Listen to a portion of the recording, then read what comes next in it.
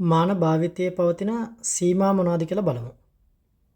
පළවෙනි එක සමානුපාතික නියතය හොයන්න බෑ. අපි මෙන්න මේ සමීකරණය මාන විශ්ලේෂණයෙන් ගොඩනැගුවා මතක ඇති. ඒකේ මෙන්න මේ k නියතයේ අගය හොයන්න බැරි වුණා අපිට. උතන k නියතයේ අගය එන්නේ 2යි කියලා.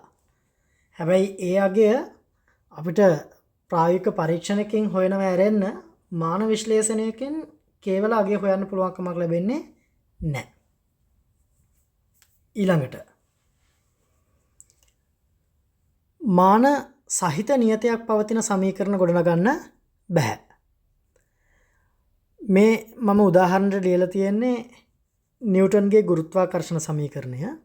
ඒකෙන් කතා කරන්නේ ග්‍රහ වස්තු දෙකක් අතර පවතින ආකර්ෂණ බලය. මේක පෘථිවිය m1යි කියලා හිතමු, මේක සූර්යයා m2යි කියලා හිතමු.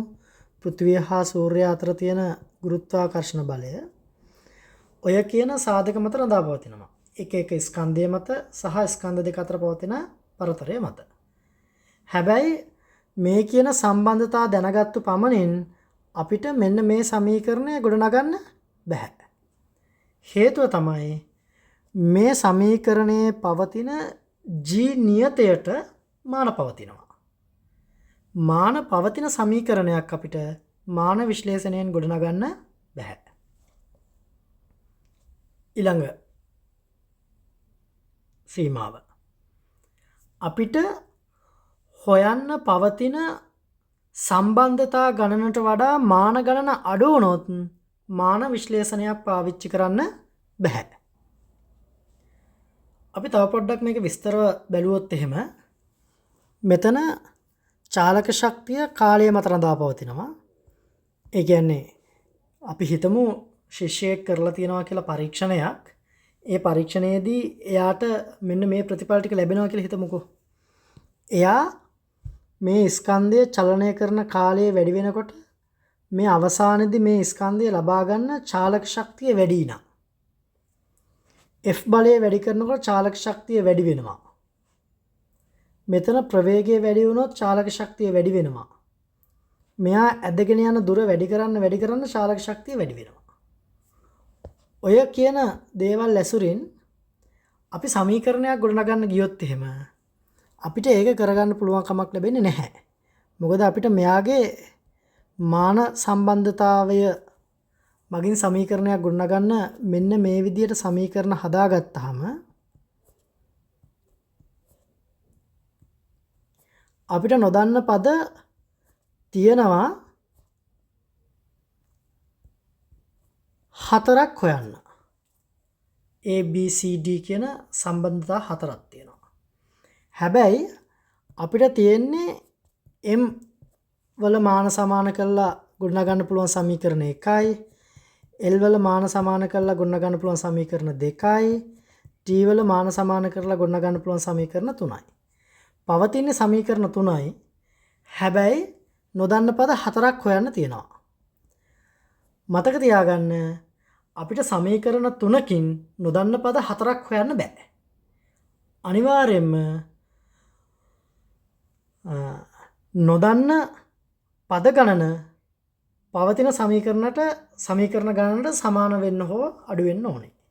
වැඩි නොදන්න පද ගානක් අඩු සමීකරණ ගානකින් අපිට හොයන්න බෑ. එවැනි අවස්ථාවලදී මාන විශ්ලේෂණයක් භාවිතා කරන්න බෑ. ඊළඟ අවස්ථාව. සෙවිය හැකි වන්නේ දර්ශක අතර සම්බන්ධතා පමණි. ඒ කියන එකේ අදහස තමයි මේ වගේ ත්‍රිකෝණමිතික සම්බන්ධතා තිබුණොත්, ඒ වගේම ලඝු සම්බන්ධතා තිබුණොත් අපිට ඒ වගේ අවස්ථාවලදී මාන විශ්ලේෂණයක් භාවිතා කරන්න බෑ. දර්ශක විතරයි අපිට හොයන්න පුළුවන්.